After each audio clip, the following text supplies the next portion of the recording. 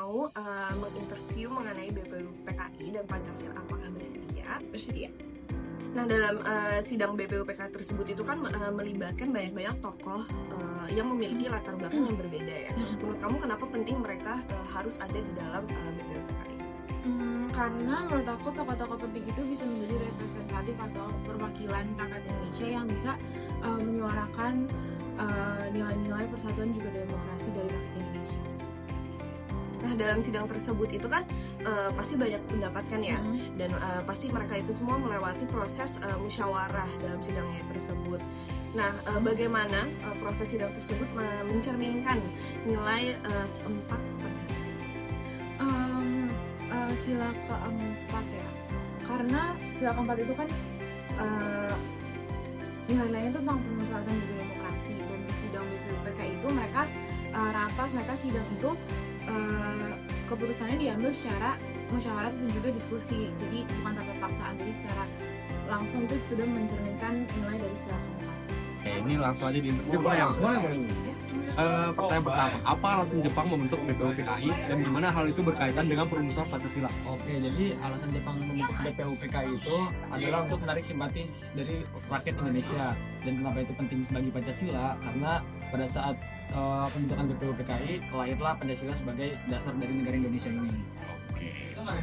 Pertanyaan kedua, mengapa sidang pertama BPUPKI dianggap sebagai momen penting dalam sejarah lahirnya Pancasila? Oh, sidang BPUPKI yang pertama itu dianggap penting karena sidangnya itu merupakan pidato Soekarno pada tanggal 1 Juni 1945. Itu dianggap penting karena pada sidang itu Soekarno itu merumuskan Pancasila sebagai dasar negara bersama orang-orang yang ada di pidato tersebut.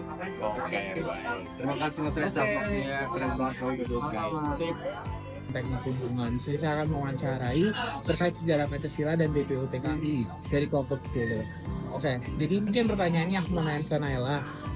Kamu tahu nggak sih kira-kira peran Soekarno sendiri dalam BPUPKI tentang gagasan dasar negara Indonesia? Karena kan kita udah belajar saat SMA gitu ya. Gimana tuh? Menurut kamu gimana perannya Soekarno?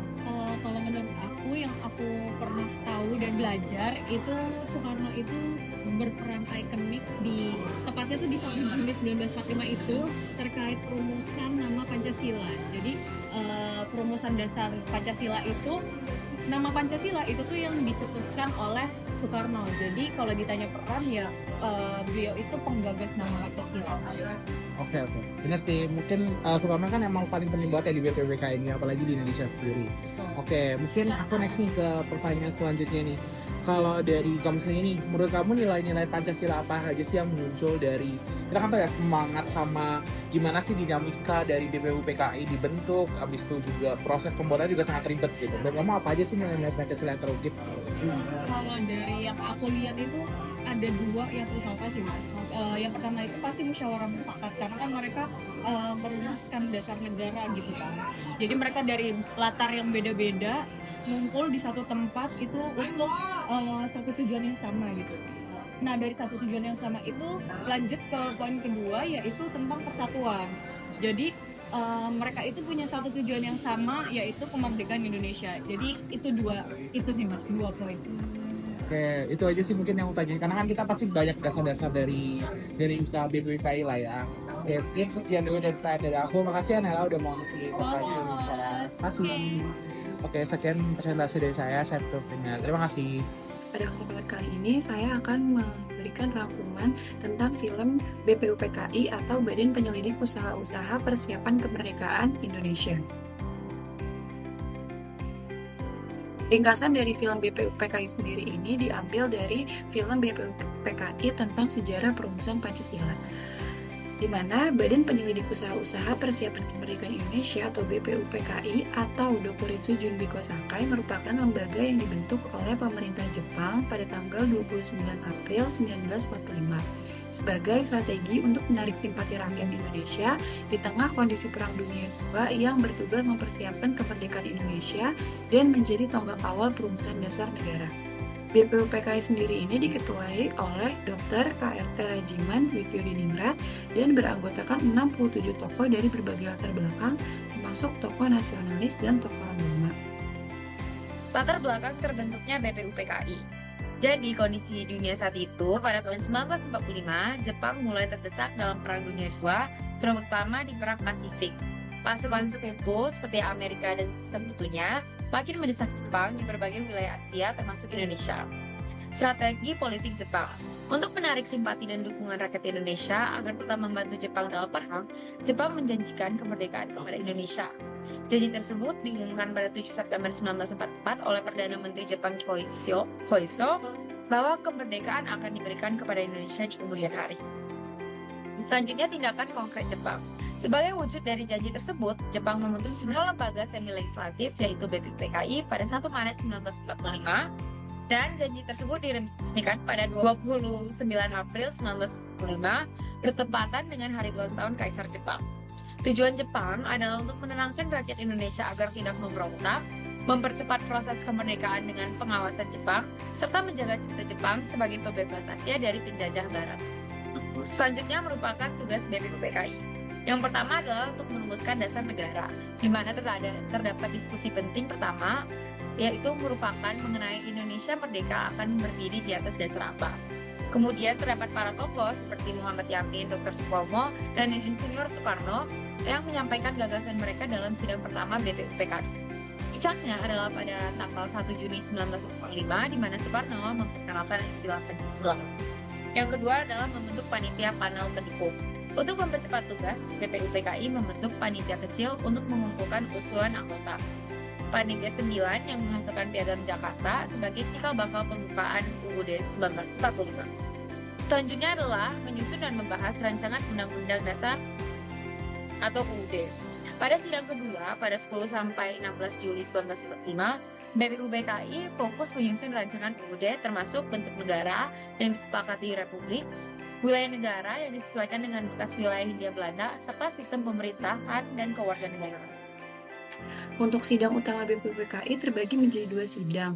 Sidang pertama itu terlaksana pada 29 Mei sampai 1 Juni 1945 yang pembahasannya adalah membahas dasar negara dan juga melahirkan gagasan Pancasila oleh Soekarno pada tanggal 1 Juni 1945. Sidang kedua yaitu pada Juli 1945 yang membahas rancangan Undang-Undang Dasar dan bentuk negara Indonesia.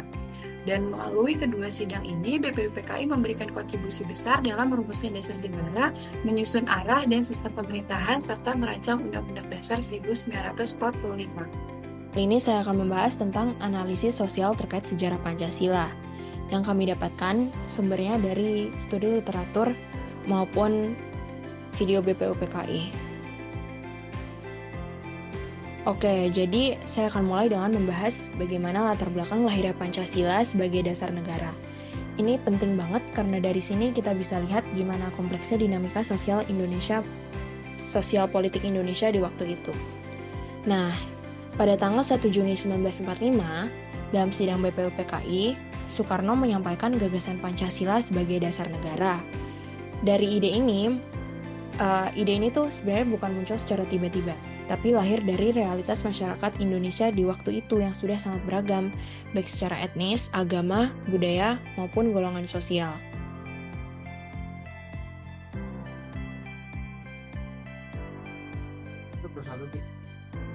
Nah, dari sisi sosial, Pancasila tuh bisa kita lihat sebagai hasil dari dialog sosial dan politik. Artinya, ini adalah bentuk usaha buat nyatuin masyarakat Indonesia yang majemuk. 5 sila lain yang diusulin, terutama sila pertama dan ketiga, adalah bentuk kompromi, yaitu titik temu antara berbagai pandangan ideologis seperti nasionalisme, Islam, dan tradisi lokal. Sukanto 2017 bilang kalau proses perumusan ini menunjukkan pentingnya kesepakatan inklusif. Semua pihak harus dilibatkan tanpa terkecuali. Di sidang BPUPKI sendiri, ada yang ngusulin Islam sebagai dasar negara, ada juga yang mendorong nasionalisme murni. Jadi jelas kalau perbedaan pendapat itu sangatlah kuat. Nah, dari sini kita bisa lihat bahwa secara sosial ada fragmentasi atau perpecahan. Karena banyak banget kepentingan dan pandangan yang berbeda-beda. Tapi menariknya, proses ini justru mencerminkan nilai-nilai sosial yang kuat di masyarakat kita, yaitu semangat musyawarah dan gotong royong.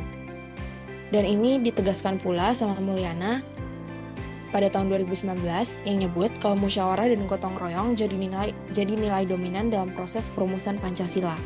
Kompromi yang terjadi itu bukan sekedar politik, tapi juga mencerminkan nilai sosial yang hidup di masyarakat. Melanjutkan yang teman saya sudah bahas mengenai analisis sosial untuk sejarah Pancasila, yang berikutnya ada Pancasila sebagai alat integrasi sosial. Jadi Pancasila ini tidak hanya disusun untuk memenuhi kebutuhan formal negara, tapi lebih dari itu, ia juga dirancang sebagai falsafah hidup bangsa. Sebagai dasar negara, Pancasila ini mengikat berbagai kelas sosial, etis, agama, dan ideologi ke dalam satu identitas nasional yang utuh. Nilai-nilainya seperti persatuan dan keadilan sosial itu menjadi instrumen penting dalam mencegah disintegrasi bangsa. Nah, secara sosial, Pancasila ini berfungsi sebagai alat integrasi. Gimana maksudnya? Ia mencegah perpecahan yang bisa timbul dari perbedaan suku, agama, dan pandangan politik. Proses penyusunannya ini mencerminkan adanya kesadaran kolektif bangsa bahwa untuk hidup damai dan adil dalam keberagaman, kita tuh perlu tantangan sosial yang mengayomi semua golongan. Oke, selanjutnya ini ada implikasi sosial jangka panjang. Keberadaan Pancasila ini sebagai dasar negara ini hingga saat ini tuh menunjukkan bahwa nilai-nilai sosial yang terkandung di dalamnya itu kayak keadilan sosial, persatuan, dan kemanusiaan itu terus menjadi penjaga harmoni sosial dalam masyarakat yang beragam. Oke. Menurut Husni 2021, Pancasila ini tetap relevan sebagai landasan harmoni sosial di tengah keragaman Indonesia. Nilai-nilai itu menjadi fondasi yang memperkuat kehidupan berbangsa. Bahkan pendidikan kewarganegaraan kini berperan penting untuk menanamkan nilai-nilai tersebut kepada generasi muda sebagai upaya menjaga keberlanjutan Pancasila di masa depan. Oke, dan ini ada terakhir, ada daftar pustaka untuk seluruh penulisan kami mulai Soekarno hingga Sari.